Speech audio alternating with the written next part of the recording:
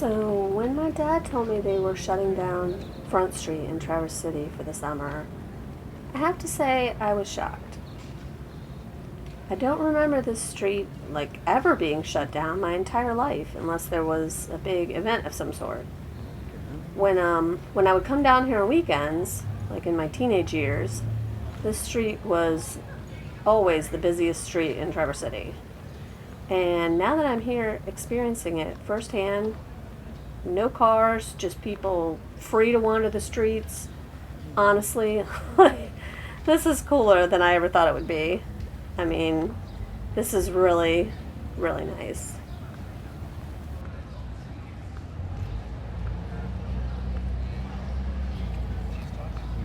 So, Front Street includes a variety of retail businesses. Most are local to the area, but a few are national chains. There's also an amazing variety of local restaurants. The downtown area definitely has something for everyone. Some of our personal favorites include Momentum, Nifty Things, Burritt's Market, M22, something spelled SUHM thing, Cherry Republic, Roth Shirt Company, and for the fudgies out there, you have your choice of Kilwins or Murdoch's Fudge. We are a Murdoch's Fudge family. Which do you guys prefer? Comment below.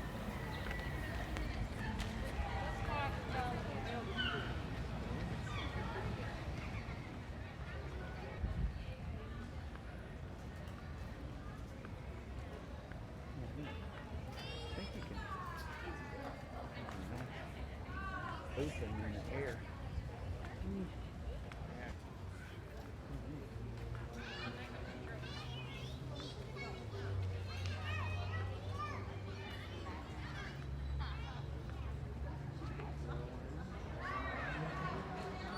It makes me wonder because of restaurant restrictions and things because of COVID, if a lot of cities did something like this for the summer months. Let us know if you were out and about this summer and saw other downtown areas like this. Comment below and let us know where you were and what you thought of it. I'm really curious to know if this helped businesses out for the summertime. Like, if you're a business owner, let us know, because I just love the vibe down here. It's so awesome. Like, I wish, honestly, it could be like this all the time.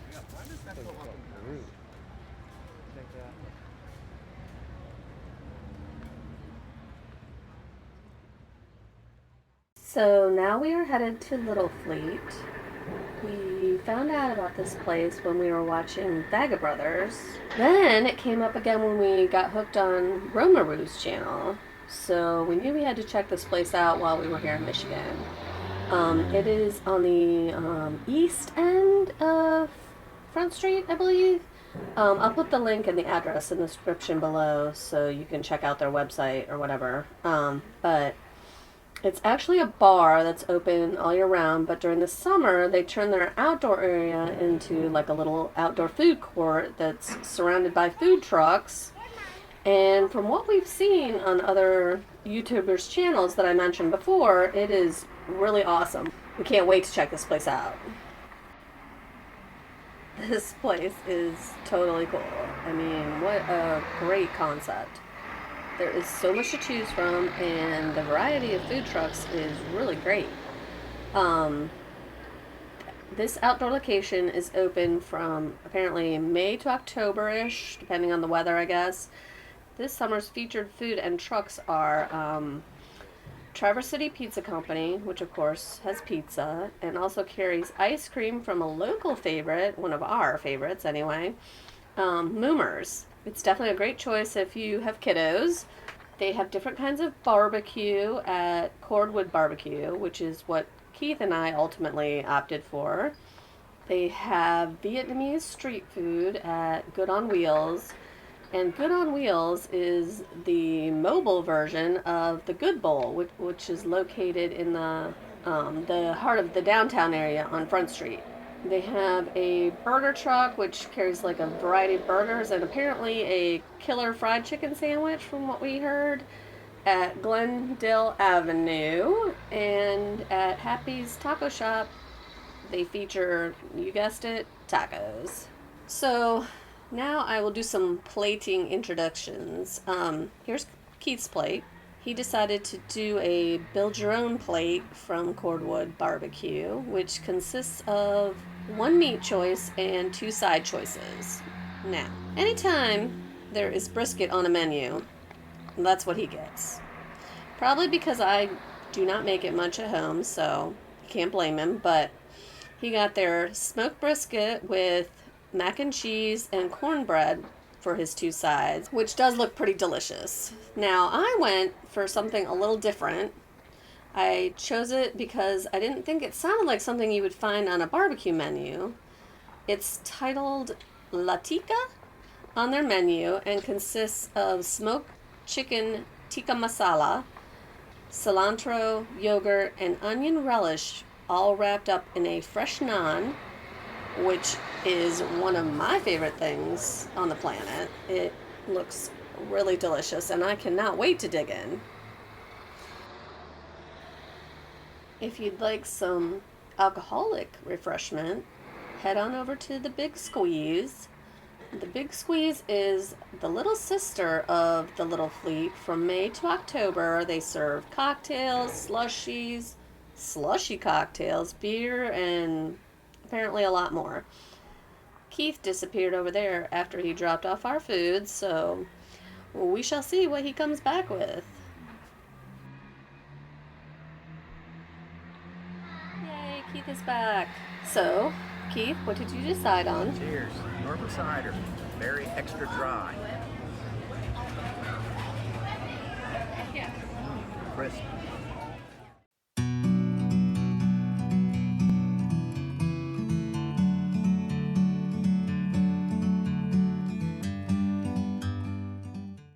We are leaving the downtown area and headed to Right Brain Brewery, but we decided to take the scenic route.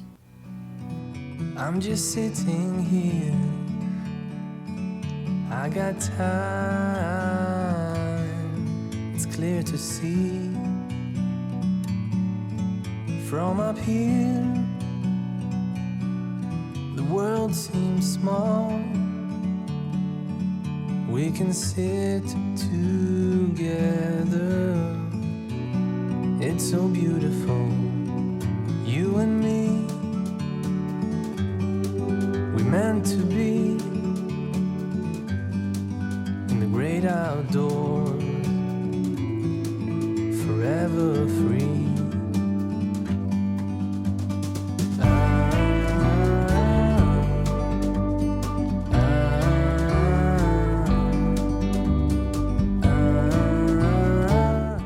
We are currently on Grandview Parkway.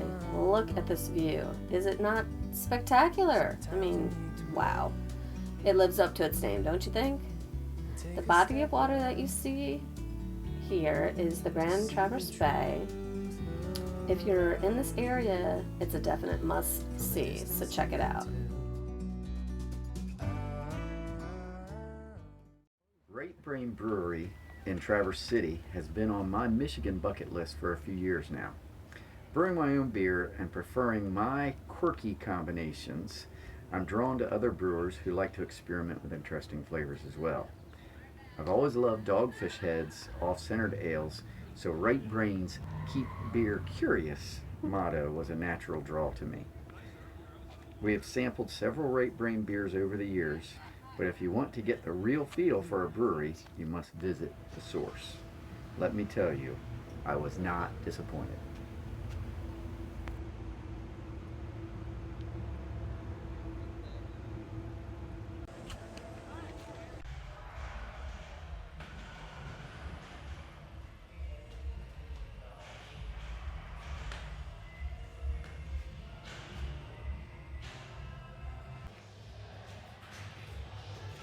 Oh, that was cool.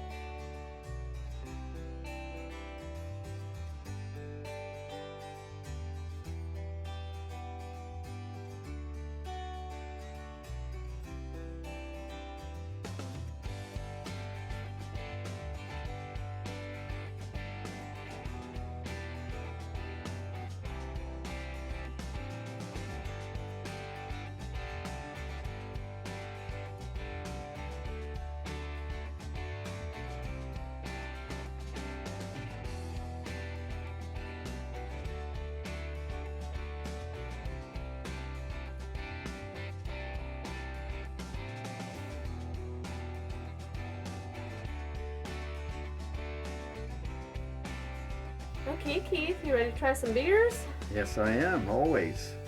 So, Melissa, which one of these beers are you most excited about trying? Just one? I think you would like the Cakewalk because that sounds like a vanilla cake, right? Well, I mean, one always likes cake, but I'm excited to try the one that the cherry pie hole that they do. It's along with Grand Traverse Pie Company. Right. One of my favorites, which you guys always say is too sweet. They are too sweet, but I feel like it might be good in a beer. You know what I mean? All right. Yep. And What about you? Well, I think the one that you said you do not even want to get near. I came today because I have to try Pig Porter. Okay. A beer made with smoked pig bones. So I am very excited about that one. Okay. That's so. All right. Well, let's do it. All right.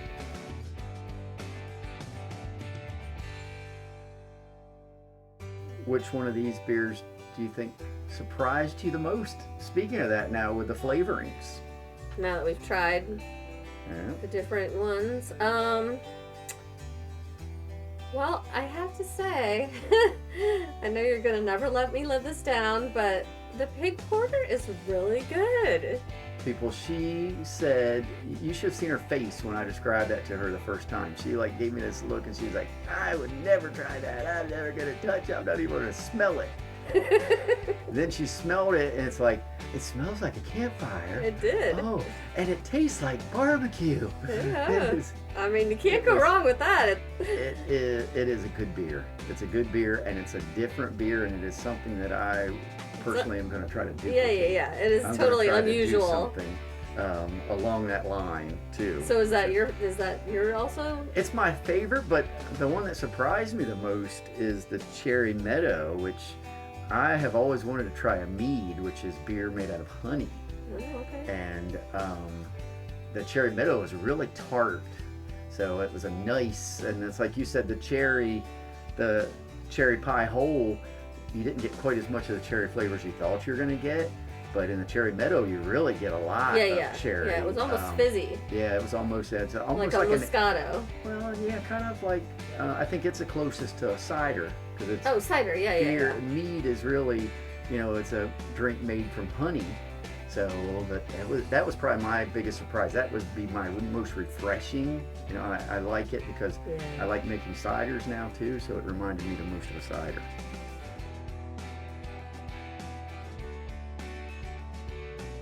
So now looking back, trying all these. Now we also tried the Thai peanut, which I figured you would like because you're a big Thai food fan. That was pretty good. That was good. I actually liked the flavor. I didn't think I would on that, but I did like the flavor. The Northern Hawk Ale is a good basic beer. Good amber ale. Yeah, good amber ale. But what was your personal favorite then out of the 6 that we tried? I mean, it was the Pig Porter. I know, it's so shocking. Ding, ding, ding, ding. It's so weird. So, but it was so good. All of you people out there that are judgy, including our 13-year-old, Shelby, it proves to you need to try something before you that is very say true. that it is yuck. They originally, when they first made that beer, it was made with an entire pig's head that had been smoked in the wood. Don't ruin it, man. All right.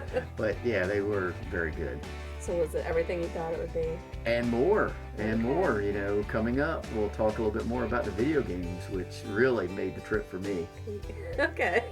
And if I ever disappear and people can't find me, That's where to look look. me up at Right Brain, because I'll hitchhike there if I have to. All right.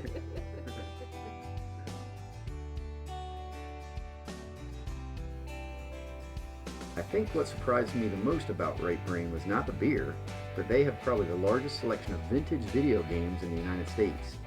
I was immediately 12 years old again, counting 4 Star Wars pinball machines, 2 Star Wars video games, and my favorite, Joust.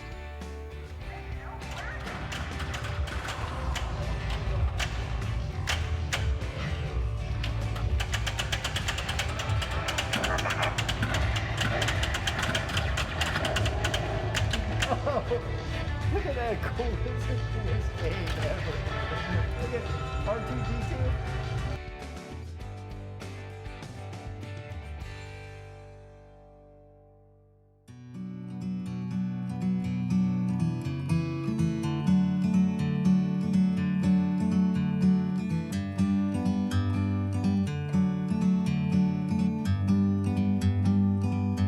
Like a bird on a tree,